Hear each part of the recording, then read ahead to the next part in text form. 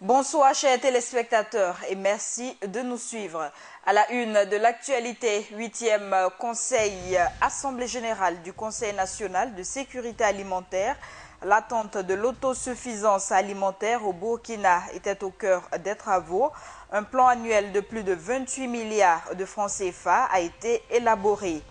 Les membres de l'association professionnelle des experts et conseils fiscaux réfléchissent à la mobilisation des ressources pour le financement du PNDS, le Programme national de développement économique et social.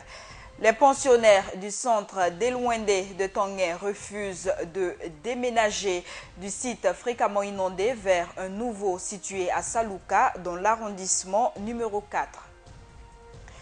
Le Premier ministre Paul Kabatieba a présidé ce matin l'ouverture des travaux d'un colloque international sur l'orientation de la politique nationale de mobilisation des ressources propres. Ces ressources permettront de financer le Programme national de développement économique et social PNDS. L'activité est organisée par l'Association professionnelle des experts et conseils fiscaux. L'Iradon Philippada, reportage. Ces associations professionnelles des experts et conseils fiscaux réfléchissent depuis ce matin du 21 juillet sur l'orientation de la politique nationale de mobilisation des ressources propres au profit de l'État. Les travaux de ce colloque international concerneront les principales branches fiscales, une initiative que salue le Premier ministre. Le colloque sur l'optimisation de la mobilisation des ressources fiscales est un sujet d'une grande actualité. Les défis d'optimisation des ressources doivent se réaliser dans un contexte national et international marqué par de grandes questions à résoudre. C'est pour apporter une contribution au succès du Plan national de développement économique et social PNDS du gouvernement que ce colloque a été initié. Les conclusions de cette rencontre internationale devront permettre de mobiliser les ressources pour le dit plan. Il y a un besoin énorme pour nos autorités, pour notre pays, pour nos populations, d'un développement qui nécessite des ressources.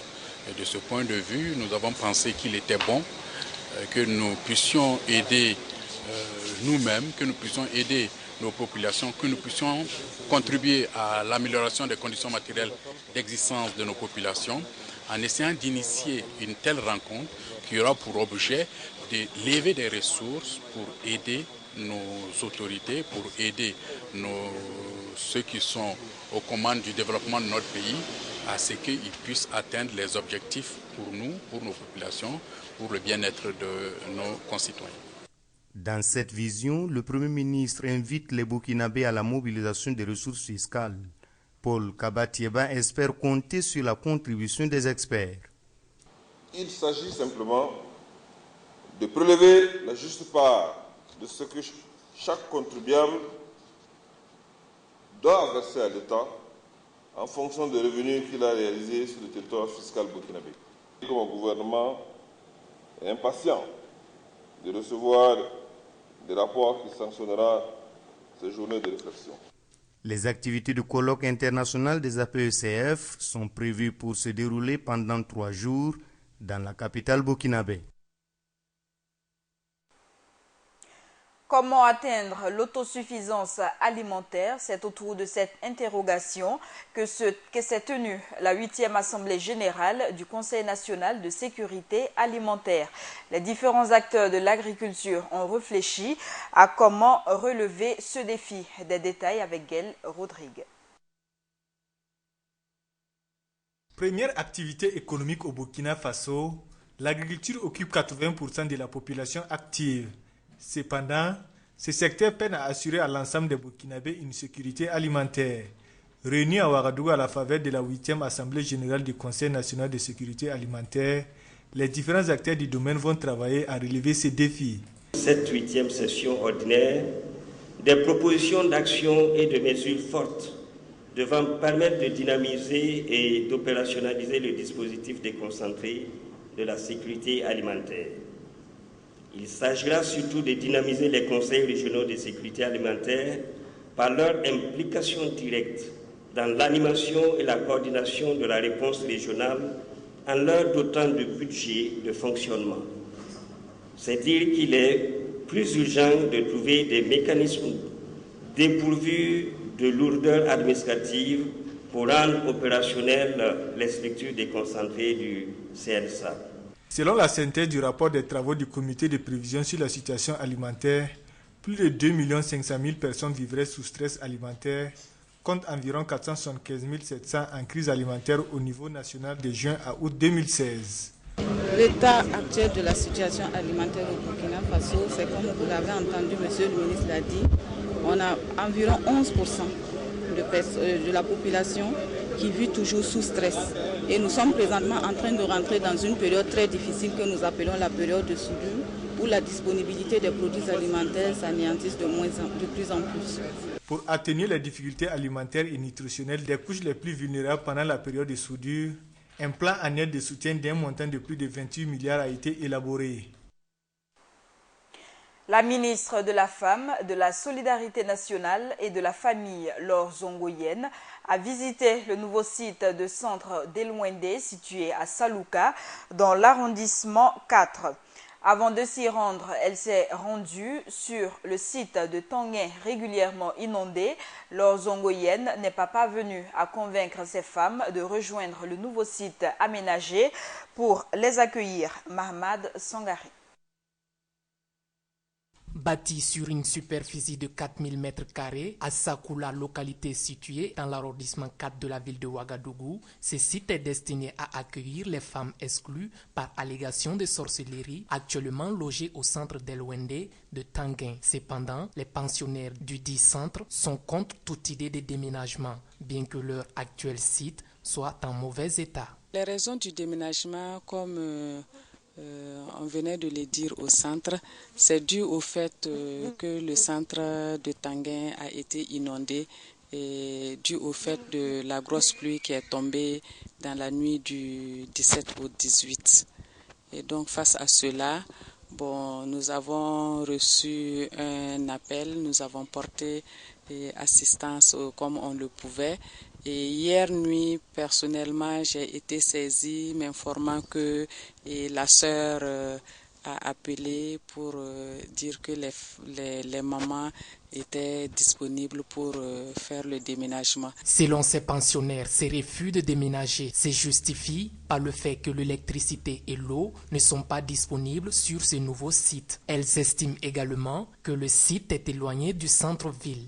Mais le ministre en charge de la solidarité nationale rassure que ces différents problèmes sont en passe de trouver une résolution. Ok, c'est vrai que c'est des préoccupations qui ont été soulevées par la sœur, des préoccupations légitimes, mais ce que nous voulons dire, c'est que tous les efforts seront conjugués pour que nos mamans dans ce centre soient dans de bonnes conditions. Vous avez dû le remarquer que les poteaux, c'était sur initiative de ce projet, donc de les mettre à l'aise, que les poteaux ont été tirés depuis je crois, la fin du goudron vers le cimetière, directement dans ce centre. Donc je pense que là, c'est un souci que nous avions de les mettre dans de bonnes conditions. Tout compte fait, le bras de fer est toujours vif entre les 266 femmes du centre d'Elwendé et leur ministère de tutelle. Un bras de fer qui, de l'avis de Laure Zongoyen, trouvera un dénouement dans les jours à venir. Autre actualité, le travail et la bravoure des femmes de la Brigade Verte ont été salués par les autorités communales. Le maire de Ouagadougou leur a offert 3000 nouveaux uniformes. Un geste bien accueilli par ces femmes qui œuvrent chaque jour pour la propreté de la ville. La remise a eu lieu ce jeudi en présence de Micheline Guigma. Balai à main, on les voit tous les matins sur nos routes, s'activant à rendre propre la ville de Ouagadougou. Elles, ce sont les femmes de la Brigade Verte, dont les mérites sont reconnus au-delà des frontières du Burkina. Et pour rehausser l'éclat des femmes de cette association, le nouveau conseil municipal de Ouagadougou leur a remis ce 21 juillet 2016 3000 nouvelles tenues. Au-delà de nos frontières, tous ceux qui ont fréquenté notre capitale ont reconnu que nous avons l'une des capitales les plus propres de notre sous-région. Et cela, on le doit à ces braves dames qui, chaque matin, sont à l'œuvre pour rendre notre ville coquette. Et comme l'a dit tout de suite le directeur de la propriété, cela fait plusieurs années qu'elles n'ont pas reçu de vêtements de travail. Donc cette année, la mairie a pensé pouvoir les doter de ces vêtements de travail, qui est un objet de visibilité d'abord, qui est également un objet de propreté. Et cela, je pense que ça les vient beaucoup en aide. Très satisfaites, les bénéficiaires ont remercié l'équipe municipale pour cette action qui vient les encourager dans leur mission quotidienne.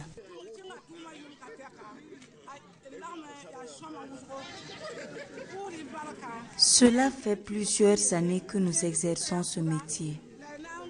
Nous sommes contentes pour ce don et nous vous en sommes reconnaissantes.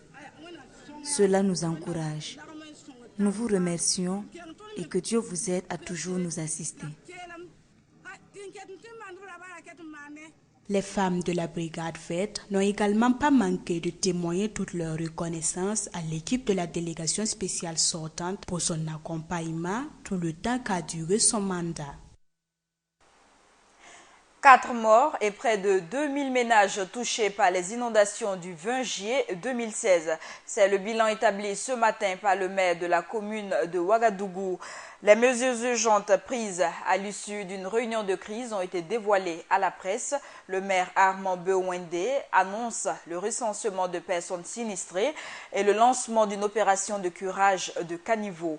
Micheline Guigma.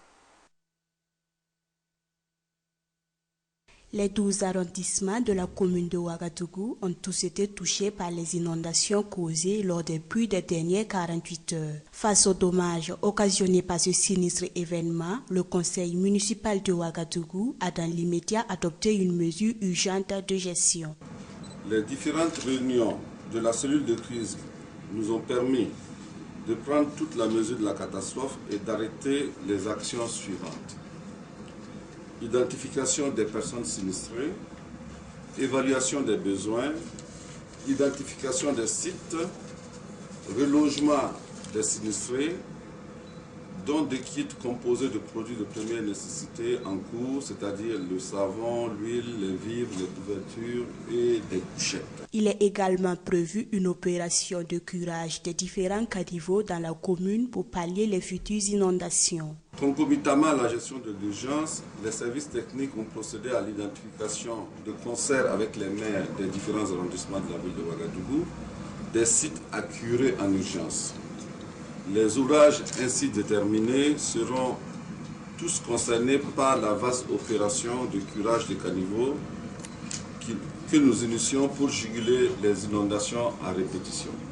Au-delà des dégâts d'ordre matériel, on déplore malheureusement des pertes en vie humaine. Donc, ça fait 4 personnes que nous avons identifiées pour le moment. Mais on est en train de faire le point avec le service des sapeurs-pompiers et le service de santé pour avoir le nombre exhaustif de victimes qu'il y a eu. En plus de l'opération de curage, le conseil municipal prévoit le délogement des personnes vivant dans les zones classées inondables et aussi une sensibilisation de la population à un entretien responsable des caniveaux. Le maire de la commune de Bobo-Dioulasso, accompagné des 5 maires d'arrondissement, ont pris contact avec les autorités religieuses et coutumières de la ville. Cette série de visites a permis à ces élus locaux de prendre conseil et bénédiction auprès de ces leaders d'opinion et de demander leur accompagnement dans l'accomplissement de leur mission. Le reportage est signé Josias Dabiri. Élus et installés dans leurs fonctions avec passation de charges dans les jours qui ont suivi, le bourgmestre de la cité de Sia et ses 7 maires d'arrondissement montent déjà au créneau pour attaquer le chantier de développement. Le jeudi 14 juillet 2016, ils ont effectué une série de rencontres avec les leaders d'opinion de Bobo-Dioulasso. Nous sommes des nouvelles autorités qui sont arrivées dans cette ville. Il est de bon ton, il est même obligatoire pour nous de passer dire bonjour aux autorités coutumières et religieuses de la ville afin de demander leur bénédiction, surtout leurs conseils. Tournée qui les a conduits de la chefferie coutumière Bobo Mandare de Darasso aux notabilités coutumières de Djoula, de Komougou, En passant par les cantons de Dioula-Soba, l'exécutif des collectivités locales a aussi rendu visite aux responsables de la communauté musulmane, protestante et bien d'autres confessions avec les mêmes messages. Mais notre message également, c'est de dire que la nouvelle équipe qui est là, c'est une équipe qui va aller sur le terrain. Et qui sont sur le terrain sont ces autorités religieuses et coutumières. Alors nous leur demandons que la ville de Bobo-Dioulasso va être...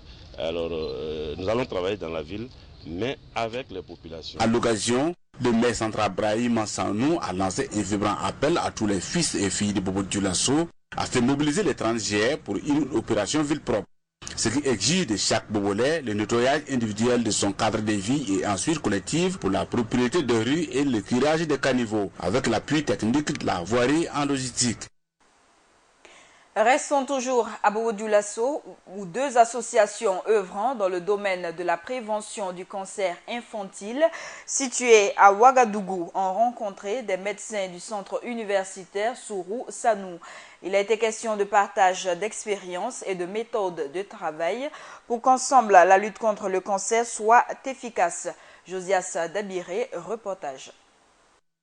Elles sont des associations œuvrant dans la lutte contre le cancer infantile. Venues de Ouagadougou et celles de Bobo-Dioulasso qui ont rencontré des médecins du centre universitaire Sourou Sanou de Bobo-Dioulasso samedi 16 juillet 2016. L'objet de notre présence à l'hôpital Sanou Sourou, c'est la joie que nous avons eue donc de recevoir des associations sœurs qui sont venues de Ouagadougou pour s'imprégner donc de nos méthodes donc, de travail afin qu'elles puissent aussi être plus efficaces aux côtés donc des malades une fois de retour à Ouagadougou. Au cours des travaux, il a été également question de rédaction d'un document de plaidoyer à soumettre au gouvernement burkinabé. La rencontre donc d'aujourd'hui aura pour but donc de rédiger un document de plaidoyer et ce document évidemment sera adressé donc au premier responsable du ministère de la Santé parce qu'il faut que le ministère de la Santé joue son rôle,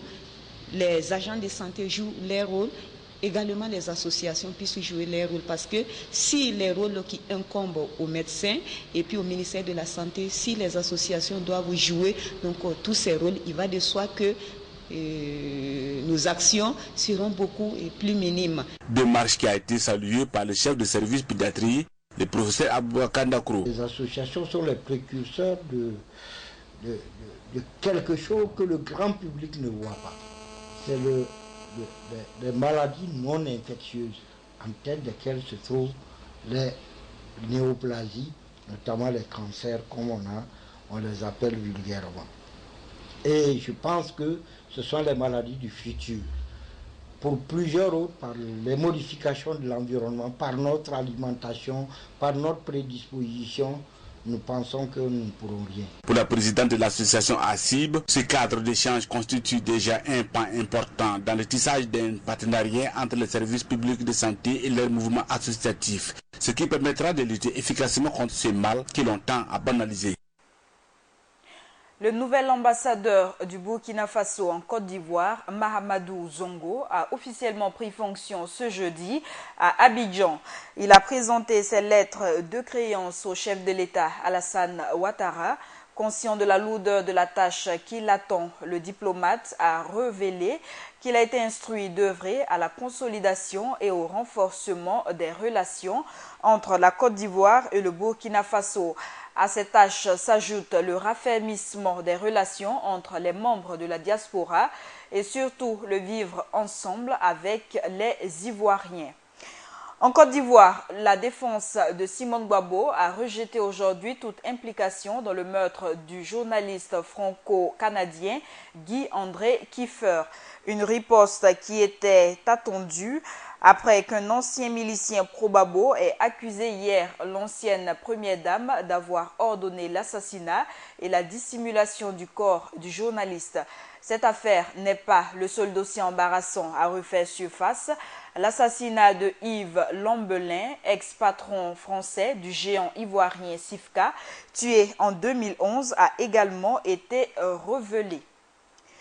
Retour à Ouagadougou, où la série de visites auprès des leaders religieux et coutumiers entreprises par les responsables du Haut Conseil pour la réconciliation et l'unité nationale, HCROM, se poursuit.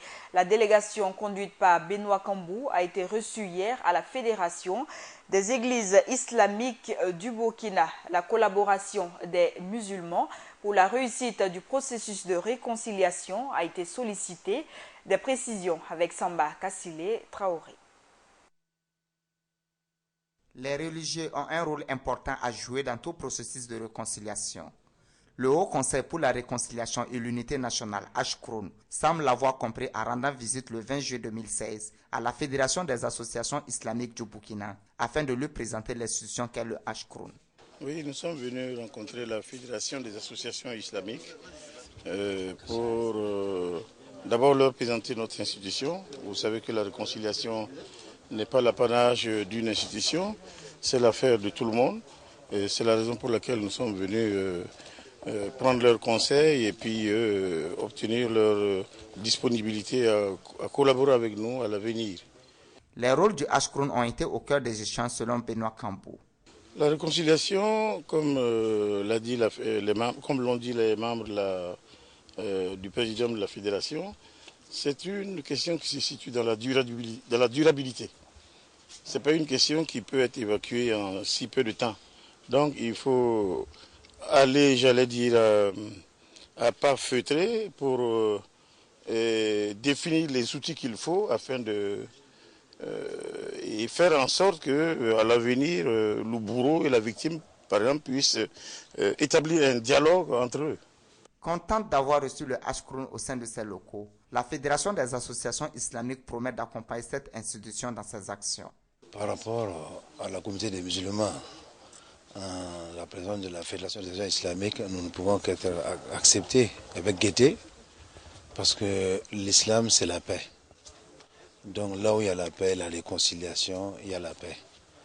On ne peut pas baser une nation sans se réconcilier entre fils du même pays et filles pour aller en avance. Donc nous sommes partants pour la réconciliation et nous sommes là aussi pour les aider à diffuser et de faire connaître davantage leur institution à travers nos réseaux que nous disposons.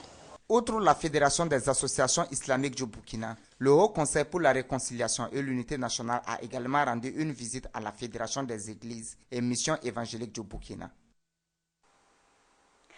On apprend que le Conseil supérieur de la communication CSC s'est doté d'un nouveau plan stratégique 2017-2021. À travers cela, l'organe chargé de la veille et de la régulation des médias compte asseoir l'institution sur des bases plus solides. La suite de ce journal avec la West African Entrepreneurship and Innovation Foundation, WAIUF, qui compte lancer prochainement un appel à candidature pour le financement des projets des jeunes entrepreneurs. Le démarrage officiel des activités de cette organisation est intervenu ce jeudi à Ouagadougou. La WAIUF veut asseoir un entrepreneuriat de qualité dans ce pays. Ibrahim Zongo.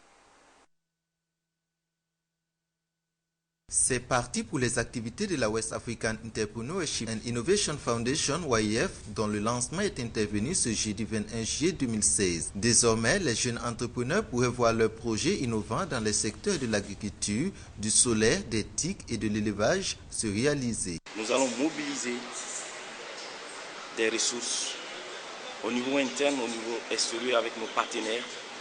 Et déjà, il y a eu des ébauches de conventions qui ont été signées avec des partenaires extérieurs dans le cadre vraiment de pouvoir, de façon opérationnelle, accompagner les jeunes innovateurs, accompagner les entrepreneurs, accompagner les porteurs d'idées, les porteurs d'initiatives pour qu'ils puissent voir demain la réalisation vraiment de leurs rêves. Selon les responsables de la fondation, le choix des projets à financer sera fonction de certains critères innovants. Et nous avons beaucoup de critères de sélection de ces projets et juste après le lancement, nous allons faire des appels à propositions. Nous allons recueillir des projets au niveau du Burkina et même au niveau de la sous-région.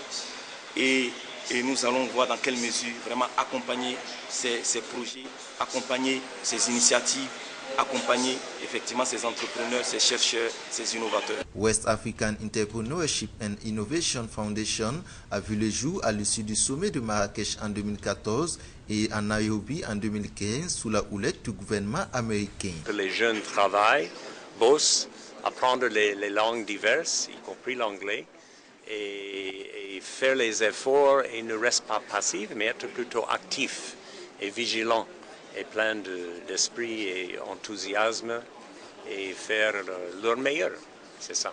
La fondation YEF est portée par 2 jeunes burkinabés qui entendent renforcer l'entrepreneuriat des jeunes au Burkina et en Afrique de l'Ouest. Fini les longues files d'attente et autres désagréments pour payer les factures d'électricité. La Sonabel et Coris Bank ont lancé hier un nouvel outil de paiement de factures. Ce produit dénommé ProxyPay est accessible à tous les clients de la Sonabel. L'un de ses avantages est qu'il ne coûte rien aux abonnés. Plus de détails avec Mahamad Sangari. Réunis au siège de Coris Bank International, les responsables de la banque et ceux de la Sonabel ont procédé au lancement d'un nouveau mode de paiement de factures d'électricité. Dénommé ProxyPay, cette nouvelle méthode permettra aux clients de la Sonabel de payer directement leurs factures aux différents guichets de Coris Bank International. Et cela à compter du 20 juillet 2016. À partir d'aujourd'hui, tous ceux qui ont des factures Sonabel à payer n'ont plus besoin d'aller à la banque toucher de l'argent et aller au guichet Sonabel pour payer. Ils viennent directement à la banque, ils payent leurs factures et ce paiement est répercuté directement à la Sonabel et c'est pris en compte. ProxyPay sera profitable à tous les clients de la Sonabel et ne leur coûtera pas le moindre sou. Ça va non seulement élargir le réseau de paiement de la Sonabel, mais ça va aussi contribuer à faciliter la vie de nos clients à nous et de tous ceux qui ne sont pas clients Coris Bank, parce qu'il faut savoir que ce n'est pas réservé tout simplement aux clients qui ont un compte à Coris Bank. Tous les clients de la Sonabel sont éligibles à ce paiement. Ça coûtera 0 franc à la clientèle. Il n'y a aucune taxe qui est perçue dans le cadre donc de cette collaboration entre la Sonabel et Coris Bank International. À en croire le responsable de la Sonabel, ProxyPay est une solution aux nombreuses difficultés qui rencontrent leurs clients dans le paiement de leurs factures. Le fait que Coris Bank mette à notre disposition ces agences nous offre l'opportunité de donner des points de paiement à notre clientèle. Donc d'être encore plus près de notre clientèle. Vous savez que lorsque les dates limites arrivent, les dates limites de paiement des factures arrivent, les clients se bousculent dans les guichets pour payer les factures. Donc nous sommes à la recherche de solutions pour éviter ces situations-là. Le nouveau mode de paiement permettra également aux clients, même étant hors du pays, de payer leurs factures Sonabel partout où se trouve une filiale de Coris Bank International. Actualité sportive, la finale de la Coupe du Faso se jouera entre le RCK et l'AS Sonabel le 5 août prochain. L'affiche a été dévoilée ce jeudi après la victoire du RCK sur l'Asfa Yenega. Le match a pris fin sur le score de 2-1 au stade du 4 août de Ouagadougou. Le gouvernement d'union nationale libyen accuse Paris de violation de son territoire après l'annonce de la mort de 3 soldats français tués lors d'une opération dans l'est du pays. Tout en félicitant les pays amis de l'aide offerte, les Libyens estiment que rien ne justifie une intervention sans qu'ils soient informés ou sans coordination avec eux.